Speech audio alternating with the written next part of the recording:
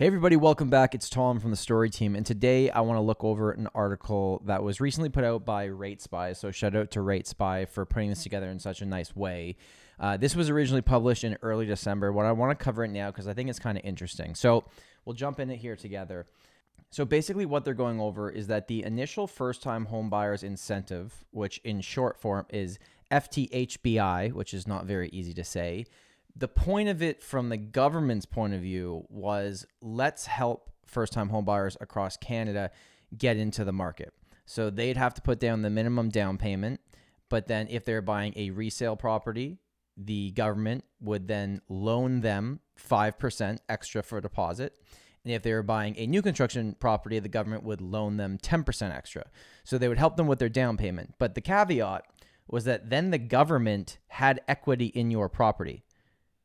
So a lot of people didn't really take advantage of this because it didn't make any sense. And the other part of the rules here, if you go down here, so kind of let's call it like the 1.0 version of this, is that your household income had to be under $120,000 total to qualify for this.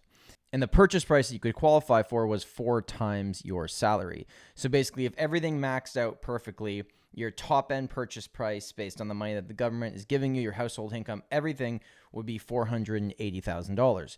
And for certain markets in Canada, I think that might have been very helpful to people. But a lot of what we were talking about in the markets that are actually very unaffordable, like Toronto, Victoria, and Vancouver, this wasn't very helpful. Not very many properties are selling under $500,000. It just wasn't so helpful. So they had said that effective spring 2021, first-time home buyers who use this program will now be able to purchase up to 4.5 times their salary, and it used to be 4 times, and can participate if their household income is $150,000 or less, where previously the max was $120,000. What's interesting about this version 2.0 is that these changes apply to borrowers in the Greater Toronto, Vancouver, and Victoria only. So this is not the rest of Canada. These new rules, these 2.0 rules, are just for Toronto, Vancouver, and Victoria, which kind of makes sense because these are really the unaffordable markets. So basically the point is here is that the government wants a piece of your property. And I had talked about this with a few clients. And again, I sell real estate in Toronto, so I actually had no clients that even took advantage of this the first time around. They had set some big goals here, but it didn't really work. What kind of rubs me the wrong way is that when they initially put out this first-time home buyer plan to say like, hey, we're going to help first-time home buyers get in the market, all they're really doing is saying like, hey, we're going to lend you some money but then we own a piece of your home.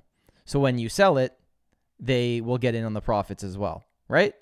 The percentage that they put into it. And it just makes no sense to me because what they could have so easily done is just reduce the stress test, which is the reason why people can't qualify for homes, especially first-time home buyers. But instead of that, they're going to like, we're going to lend you the money because we want a piece of your home.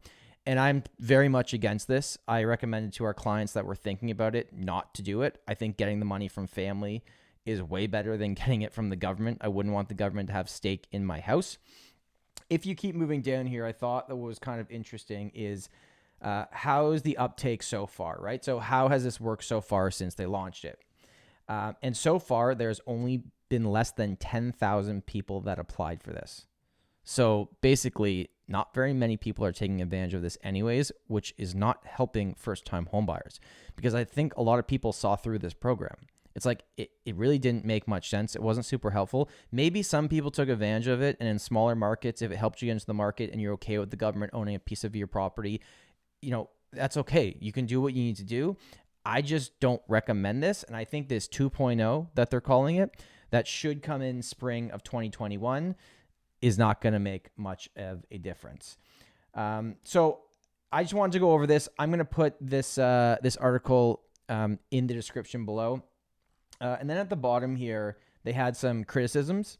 So the government says the first-time homebuyer incentive will help to make home ownership more affordable. But that's not true. If they want to make home ownership more affordable, they would make the stress tests not as aggressive on first-time homebuyers.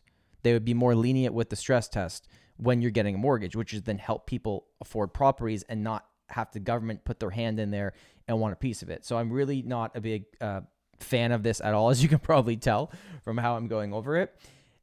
This was interesting. This is from BMO's senior economist. In general, these affordability measures just stimulate demand and bump prices further, which I also kind of agree with that as well.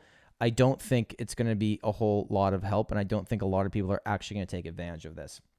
So beforehand, the top end range was $505,000. The current program now goes up to $722,000 at the very top. But if you can afford over $700,000, I would not be taking money from the government, because then they have home ownership in your property. They own equity in your property.